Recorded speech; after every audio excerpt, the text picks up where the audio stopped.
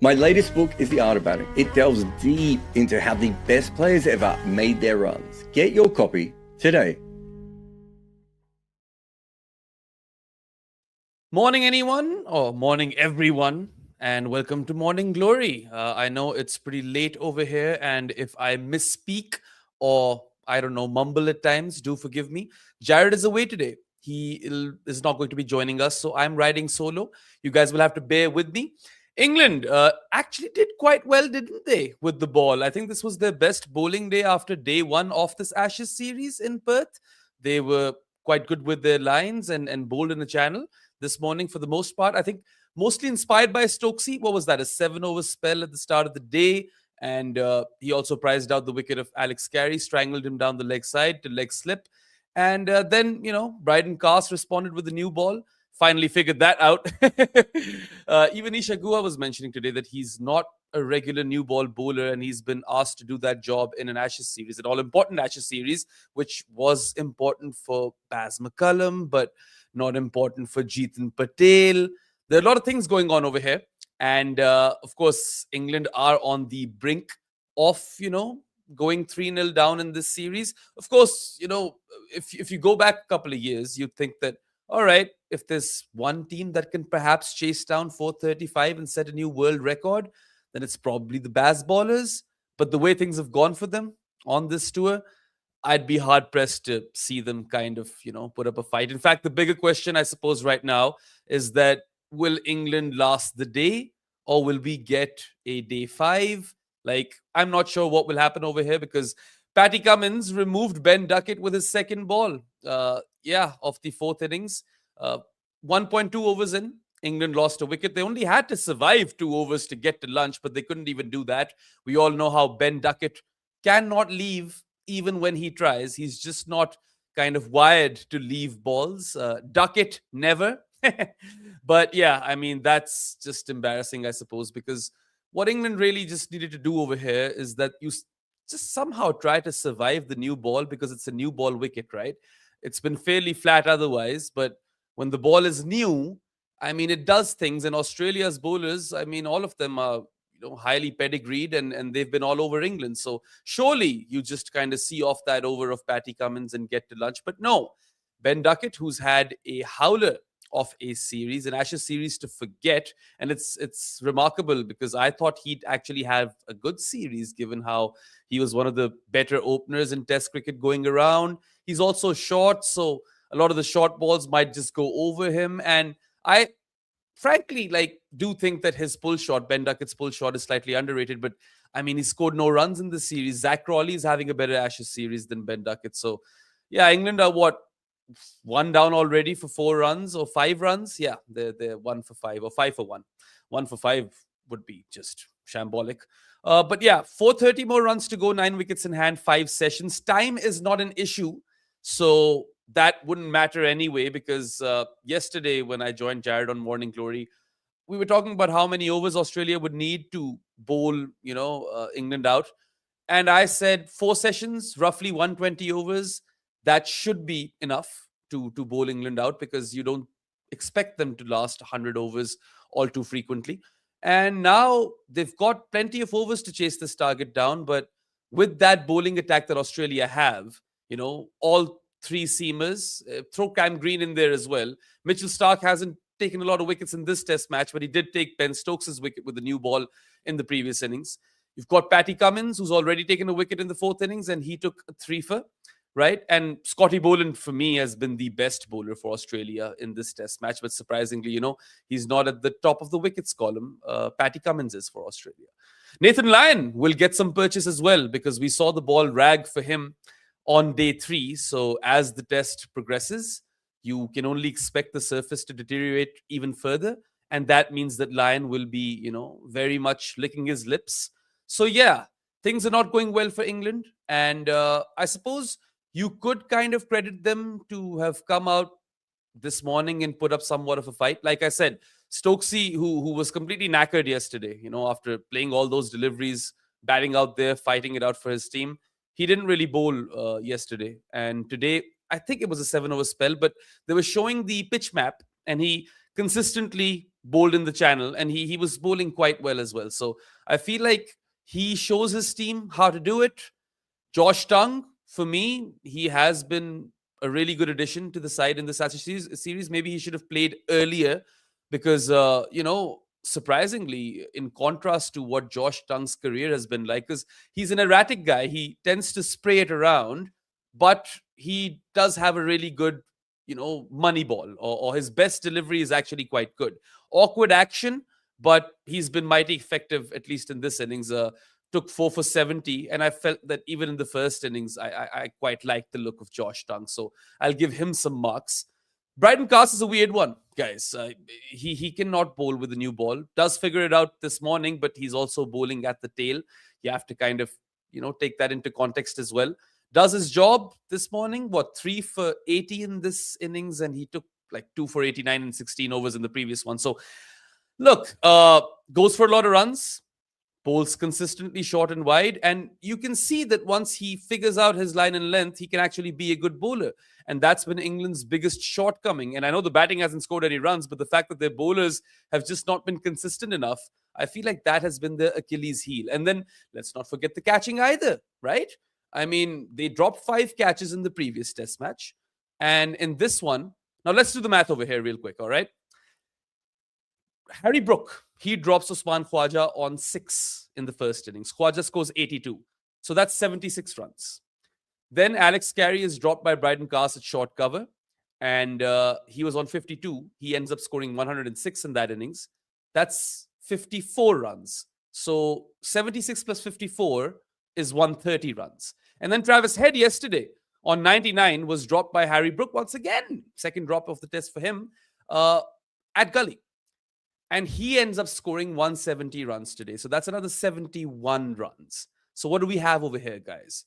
We've got 76, 54, and 71. 201 runs. So take those out. And this, of course, is just me reducing that deficit. Of course, had they caught those catches, the potential runs that Australia would have scored would have been even less. So if England were chasing, 220, 215, maybe 195, in the fourth innings, they could have had a shot. And compare this to Australia, who've been really, really splendid in the field. In the previous test match, they were terrific.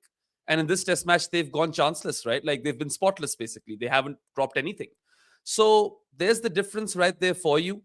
South Australia's 2 favorite current sons really came up and they kind of put their hands up and performed big time. Travis Head failed in the first inning, scored only 10 runs, but today, or yesterday rather, because today he only ends up scoring 28 runs, right? Yesterday he scored 142. Today he ends up with 170. This was Travis Head's 11th test century. Second of this Ashes series. He's the highest run scorer, and he hasn't even batted in his position for the most part.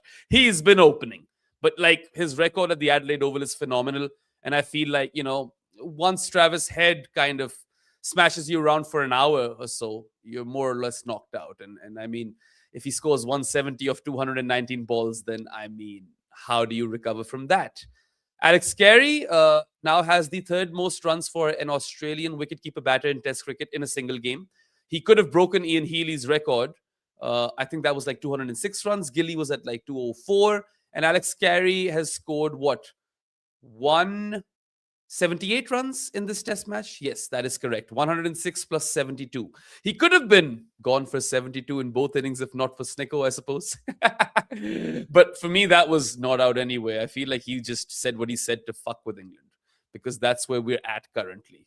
It's an absolute pity that England won't have a golfing trip and a trip to Noosa in between test matches this time around, because the Boxing Day test will start just a few days after this one ends. And I mean, look, they only have themselves to blame. They did not have the right kind of bowling attack. It was far too one-dimensional, barring Jofra and Mark Wood. And Mark Wood is never fit. Jofra also, we know that he's going to lose steam, but you can't take any credit away from him, though. He really puts up a fight in this test match, right? 5 for 53, followed by his maiden test half century, 51 runs, looked really good. And then, he doesn't really go for much runs in the 3rd innings, only 20, and he bowls like he goes at an economy of less than 2, if I'm not wrong, right? And he does pick up that last wicket. So he ends up taking 6 wickets for 73 runs and has scored a 50 So 51 runs with the bat. He still has one batting innings left. So I'm not going to kind of, um, go on an attack against Jofra. I feel like enough people have done that already, right? And props to him. He's responded really, really well to the all that criticism that he copped in Brisbane. And yeah, I feel like it's a little too late now. For England, they're probably confused because they're supposed to be the Bazballers, but Australia have batted faster than them. And that might be one of the biggest themes of this series after England's bowlers just not being able to land the ball in the same area over and over again, much like Scotty Boland does, which is his USP. And Patty Cummins is back now as well. Now, let's see how many wickets Nathan Lyon ends up taking in this innings as well. And there's a big, big difference between Australia's second highest wicket taker in Test cricket of all time, which is Gaza. And on the other hand, we have Will Jacks, who for me is a poor man's Salman Ali Agha in Test cricket as a bowler. And I don't rate Salman Ali Agha in Test cricket as a bowler. So that kind of tells you everything that you need to know. Let's take some comments as well. Sheraton is asking, Baram, I still have hope for England. Am I crazy? Look, like I said, if anyone can, England can. You'd think that this is the team that could chase down 435 and break West Indies' record. We all remember the Sarwan test, or maybe not all of us. Some of you might be young. But anyway, the Sarwan test is a classic. You should go and check out the highlights. 418 is the record. And this surface, at least, once the ball is not new anymore or, goes soft, it does get easy to bat on. But you have to take into consideration how Australia's bowlers will just bowl a whole lot better than what England have managed. And, even though England were really good today, I felt like Josh Tongue finally got some reward for some phenomenal bowling, or at least he was able to kind of deliver the ball in the same channel. Bryden Cass gets hit right on occasion, right? We know that if he can just not bowl short and wide, he can be a threat. And Stokesy, again, he was wicketless in the first innings. So I feel like him getting that wicket, really, it was a well-deserved wicket. And again, like Jofra, Stokes is putting on a fight, right? Abhi says, wish Stokes was able to bowl yesterday, but he played like 198 deliveries, right? And he was the only person out there fighting for England alongside Jofra Archer. So we all know how Ben Stokes has had his issues with fitness. His body has given up on him at times. He'd want to preserve himself a bit. There are 2 more test matches in this series that remain. And whilst we all know that this Ashes series is probably done and dusted now, that England have 430 more runs to chase, 5 more sessions. They can't last those sessions, so they're either getting out or chasing this down. I'm not sure what Rushline has for us today, but I doubt there'll be any percentage on a draw. And I'd be very surprised if they have like more than 0.5% for England, because at the end of day's play yesterday, they gave draw 1% chance and England a 1% chance. So, yeah. Things are dire if you're an English fan. Things are great if you're an Australian fan. Things are even better for you if you are South Australian. Crack open that cold one because 2 of your boys really stood up, right? Alex Carey, Travis Head, that was the story.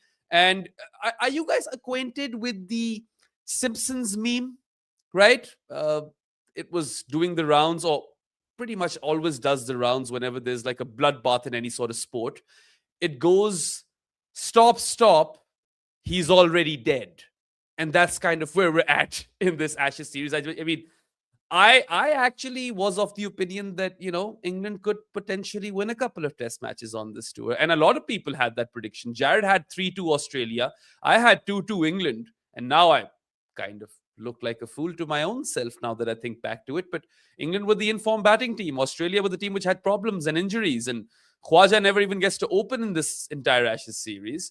Lyon doesn't play the previous game. Steve Smith isn't playing this game. Hazelwood hasn't featured at all. And Cummins just came back, right? So, I mean, people were correct to give England a chance. That's what I'm trying to say. But they really kind of let everyone down. And I say this as someone who is a neutral and loves to cover the sport. It's going to be hell covering those final 2 test matches. I'm not looking forward to them. Right? Because obviously I will be covering them because it's my job, but you've taken the sting out of the entire Ashes series and now the media is going to go bonkers as well. So, Arco over here is saying this series mirrors 2013. Arco, buddy, I feel like we always have a one-sided Ashes series in Australia. The one time England won, that was also one-sided in 2010-11. So, yeah, I suppose the Ashes is more exciting when it's played over in England because Australia haven't won a series in England since, I don't know, what would it be? 2001, if I'm not wrong, because they lost in 05 and they haven't won since. They've drawn a couple of series back to back, but they haven't won. Yeah. Touring teams tend to struggle in Australia. India is one team that's cracked this, and they are very, very competitive. They lost the previous Border Gavaskar Trophy in Australia, but before that, they won 2 in a row, back to back. But that's it, right? You've got the West Indies test win. 1-1 was the series result, which was great for cricket. We all healed, and then Shamar Joseph went on to do what he did, and then we kind of didn't heal. So yeah, I mean, that's it. I can't think of other good results in Australia in the recent past, and you're looking at one of the greatest bowling attacks ever assembled in the history of the sport, right?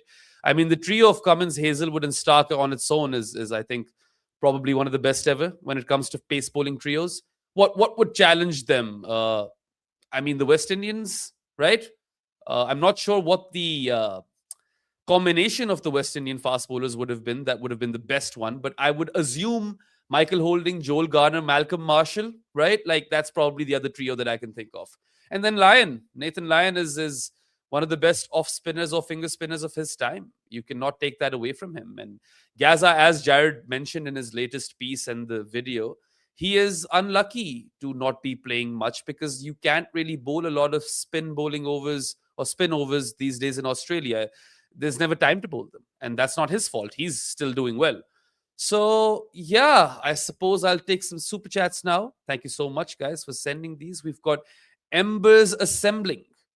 And he, she, or they ask, if they lose this test, should England forbid Stokes from bowling in the rest of the series and rest Archer? No need to wear them down for a lost cause. What's fascinating is that England don't really care about the World Test Championship. They care about the Ashes, right? So I would argue that there's still points on the line, percentage points, and you want to be aiming for a potential outside chance to make the final. But that's going to be tough work because they didn't win the series versus India at home either. And they're touring South Africa away, which is going to be a tough one, right? Yeah, I don't know. I feel like Stokesy is the best guy to answer that. Jofra Archer should be rested in one of these games. I think that kind of has to happen because his body is not built for test cricket as such, and you are going to inevitably break him if you continue to play him in every test match. But Ben Stokes will decide whether or not he will bowl or not because, I mean, he's the captain and he knows his body better than anyone else. But he also has a tendency to push himself too far, and we saw that in the India series. He couldn't bowl, and that was a big blow to England's cause. Yeah, I mean, it's a pragmatic approach, Embers, but think of it this way. 3-2 or 3-1 or 4-1 is still better than 5-0. 5-0 is the sort of a scoreline which would force the ECB to, make some changes, whether that be in the management. I mean, Baz could lose his job. Maybe Rob Key loses his job. The one guy I think who won't lose his job is Stokes, because when it comes to the balance of the side, he is essential. And let's be honest, he hasn't done all too poorly, right? Like if you look at him in isolation, he's done all right. He did show that dog in him, I suppose, that he was alluding to prior to this test match.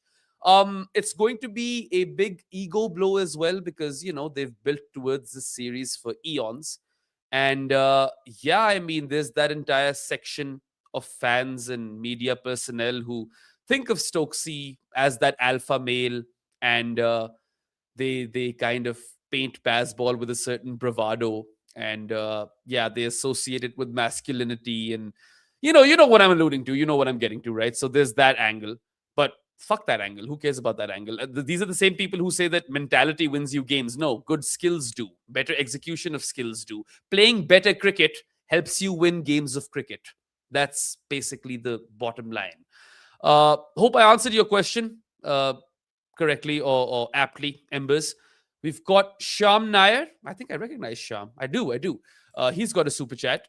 He asks, did England get blown away in the series by a better team, or was it the weight of Bazball narrative that weighed them down?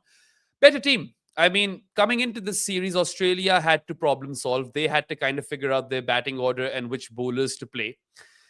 And they did that very well. And Australia are known to do that. They're good at preparing for series. They're really good at home. And yeah, on reputation, it was still a really good batting side. They turned up, right? Steve Smith turned up. Travis Head turned up big time. Marnus scored runs. Osman Khwaja wasn't even supposed to play this test match. He's ended up scoring, 122 runs? 82 and 40. He'll be disappointed with both his dismissals. He kind of throws his wicket away. Let's not forget that Australia kept throwing their wickets away in the first innings as well, right? Like, I mean,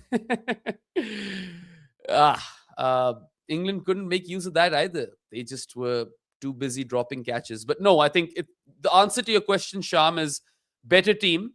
The weight of the Bazball narrative, I feel, is still secondary to the weight of the Ashes narrative. That, oh, that's all we care about, right? We're going to retire Jimmy for the Ashes series. We're going to pick this young spinner who is not a first-string spinner for Somerset, his county side. And we're going to continue to play him just because we think that, he has a high release point and he'd be great for the Ashes. Come Ashes, we haven't even seen Shoaib Bashir feature. Will Jacks is playing as their frontline spinner, and he's there as an extra batter, really. So the narratives don't help. They dig themselves those holes, on their own. But no, I feel ultimately it does come down to skills, and that's where England lacked. All right, we've got Akshu Dhavala, who asks, what chance would you give this going to a fifth day? Cheers for all the great work you guys do. Thank you so much, buddy. We appreciate it. And I'll pass on the message to Jared, Varun, Shayan, Saurabh, CS, all the folks. Muku is over here in the background. So, thanks for that. And you're essentially asking me that will England lose 9 wickets in 2 sessions? It's possible. You can never kind of rule that out. I mean, that also is something that if anyone can, England can, and maybe Pakistan can, and maybe West Indies can as well. But point is that, yes, it could happen. It depends on what sort of approach they go with. If England go the pragmatic route, I feel like this will go to day 5.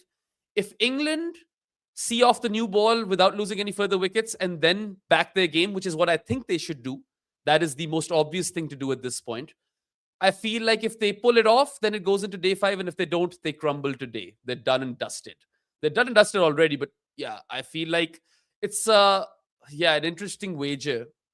Rob Barron has made that wager. Trust me when I say that he really wants this game to go to day 5. So if we can all kind of have a communal prayer for this game to go to day 5 so that Rob Barron can have a good Christmas, that would be greatly appreciated. Okay, so that's it for these super chats. And Amar Zahir over here also wants day 5. I know he has ulterior motive over here because he wants more people to buy some VB beer. And that will mean that Amar gets a really nice and fat bonus in March. Rain predicted on day 5, says Ronit. Now, I haven't checked the forecast, but I have seen a few tweets and some of my colleagues speak of this. How bad is it is the big question. Because let's say, half the day is gone. That still won't hurt Australia as much, right? If it's most of the day gone, then that means that a good batting day today in these remaining 2 sessions could help England avoid defeat. That'll be interesting. And I suppose it's a shame we don't have Rushline today because I would love to see what the draw odds are. All right, I'm going to take some more random questions of yours because we still have some time before we, all go and watch the second session. What are we saying, guys? How solid is Crawley's defense? He's never known for his defense, right? I feel Zack Crawley was always supposed to be the guy who goes out there and tries to give England a rollicking start. When I saw him being super cautious in the first batting innings for England, I was like, okay, either they've told him to change course or he's just nervous now because he knows that he's on thin ice. No, I don't back his defense at all. In fact, I love that bit that happened towards the end of this session where first Patty Cummins pulls out of his run-up and then Crawley does the exact same thing, gives it right back to him when he pulls out at the last moment, and Cummins has to reload. Shades of the India-England test match over there. Of course, this was a bit more friendly. That one got way more heated. Man, we've had one hell of a year in test cricket, haven't we? Like, the narratives do not end. Okay, what other chats do we have that I can take on over here? Of course, feel free to ask your questions because I reckon we're on for another, 8 minutes or so. And so PG back says, Behram is the huge calculator behind you for the odds that Baz stays as red ball coach. Is there a huge calculator behind me? I don't know what you're looking at, buddy. Maybe it's too early in the morning. But no, someone's got to go if it's 5-0. They've got to win a test match, right? That's the very least that they have to achieve, I feel. Without a solitary win, it's going to get ugly. Someone's going to lose their job. Maybe multiple people will lose their job. Maybe they get rid of both Rob Key and Baz McCullum. You never know. And that's exactly what Vahir Shah is asking over here, who asks, do you see Baz and Rob Key retain their jobs if it's 5-0 or 4-1? Does it change if it's 3-2 with Australia win? I think 3-2 is fine. They'd probably take that. Like I said, not a lot of teams, they win in Australia. Apart from India, we haven't really seen much of it. So I think 3-2 should be safe for them. 4-1, maybe one of them loses their job, potentially. 5-0, maybe two of them lose. This calculator PG back is specifically reserved for when Pakistan are playing in an ICC event, because they always put themselves in a situation where they are now then relying on other teams to pull off results for them. So this is what that calculator is for. All right. Someone's talking about Jai Richardson. Maybe he can come into the fray. Because if Hazelwood isn't returning, then they're going to replace him, and it's a home series anyway. I'd like to see a bit of Jai Richardson. I feel like, injury has marred his career. So had that not been the case, I mean, there were early comparisons with Dale Steyn. I know that's a long shot. And there have been so many other people who've been compared with Steyn. No one's Dale Steyn. Only Steyn is Steyn. I like Jai Richardson. I feel like, when you're looking at the next crop of Australian fast bowlers, if he can remain fit, that could be, a really good ploy for them moving forward. We've got Sahaj, who says, bro, Ravi Shastri is red ball coach. What do you think, Behram? For England, I mean, it depends on what sort of guy they're after. If they're looking for someone who can buck them up and give them great team talks and have that sort of an aggressive mindset where everyone gets unequivocal support, then yes, Shastri could be that guy. If they're looking for more of a technical person, then maybe Shastri is not that guy. I feel like a lot of teams just pick coaches or hire coaches on reputation and don't actually consider what sort of coach they need. Or firstly, they don't consider what sort of cricket they want to play, and then according to that, they'd want to hire a coach. England actually do that, and England have been ahead of the curve many a times. And people who will correctly slag off Bazball, and let's be real, they haven't really Bazballed, have they? They do tend to forget that the Silverwood era was far worse, and England were barely winning any test matches. So there's no comparison over there. I was listening to Phil Tufnell, and Tuffers was saying that he would have Baz McCullum retain his job. So people will have their opinions, and I mean, there will be, polarizing opinions on this as well. Because when fan bases are upset, they do kind of say harsh words. But ultimately, England have to weigh their options. If not Baz McCullum, then whom? I mean, the bigger question is, if not Stokesy, then whom? Because, Ollie Pope is going to lose a spot on the side. He's the vice captain. He captains the team when Stokesy isn't around, right? So these are big questions. And, the other day, I was thinking to myself, who are those batters who could potentially even come into this team? What, Haseeb Hameed? He won the county championship. Maybe Haseeb Hameed. The Rue brothers are talented. Thomas and James. Emilio Gay? I don't know, man. He's going to be playing for Italy in the T20 World Cup. And Asa Tribe, he's phenomenal, actually. Maybe he could come in, right? Asa Tribe is the guy Rob Barron loves, and I know Rob Barron is getting an awful lot of mentions today. But yeah, I haven't seen him bat. I've seen the numbers, though. The numbers are phenomenal. That kid clearly has something going for him. And if England don't play him, then Jersey will. Sham Nair with another super chat. Thanks, buddy. He says, seeing the England bats playing the first innings, they look confused. Imagine being told for 3 or more odd years to go one way and then suddenly told, bring more dog in the fight.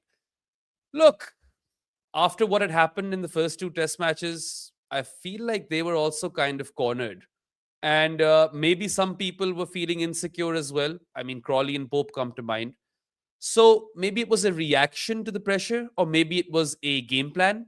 I'm not sure what it was, but yeah, if it was the message to go out there and block, that is counterproductive in the sense that you haven't been preparing this team for that particular task, and you haven't picked these guys based on those sort of skill sets, right? You picked this team so that they can go out and smash it. That's why it made sense in the first place, because England had those resources. And I feel like a lot of its charm has to do with the fact that Patty Cummins and Scotty Boland just didn't miss their mark, did they? They barely bowled any bad deliveries and just kept bowling in that channel. They were metronomic as ever. And I mean, the wickets just kept coming. I say that Australia threw their wickets in the first innings, a fair few of them. England didn't this time around. A lot of those guys just got out got outclassed. Better skill at play by Australia, right?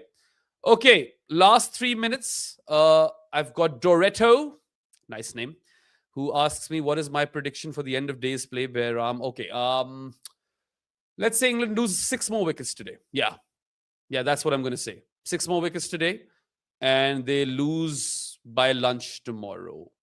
And then I'll make a judgment call on whether to come on Morning Glory or not. Because just to tell you guys, we will be having a live show late at night for subcontinent people and 7 p.m. British Standard Time or GMT, whatever you guys have these days. I'm going to be going live with Rob Barron on Sunday night. So do come through for that one. And yeah, I think that might be it for this episode of Morning Glory. I hope I did justice. Because, of course, you probably came here for Jared, expecting him, and he's away today, so I had to man the ship on my own. I had a lot of fun. Actually, I was initially thinking that talking alone is probably not the best thing in the world. And I started off this episode by making fumbles because I'm really, really sleepy. And I have my dad's birthday in the morning, so I have to wake up super early. And then there's a wedding event at night. I don't know how I'm going to function. I have no idea how I'm alive right now. Because cricket just never stops. It's super hectic, and I'm covering multiple series as well across 3 jobs. So yeah, it's fun to be me though. Anyway, yeah, Josh Cecil says, no 4 hours to survive with breaks, easy peasy. I'm not sure how easy peasy it is when you've got Mitch Starc, Patty Cummins, Scotty Boland, and Nathan Lyon bowling at you, and Cam Green took a wicket as well. Yeah, I think that's it for my notes. I don't think the surface has gone all too bad. I feel like if you survive the new ball, you can bat long over here. You can score your runs. And yeah, that's pretty much it. They need to capitalize on the new ball, Australia. But even if they don't, I feel like they have it in them. Like there's so much quality that the wickets will just continue to fall.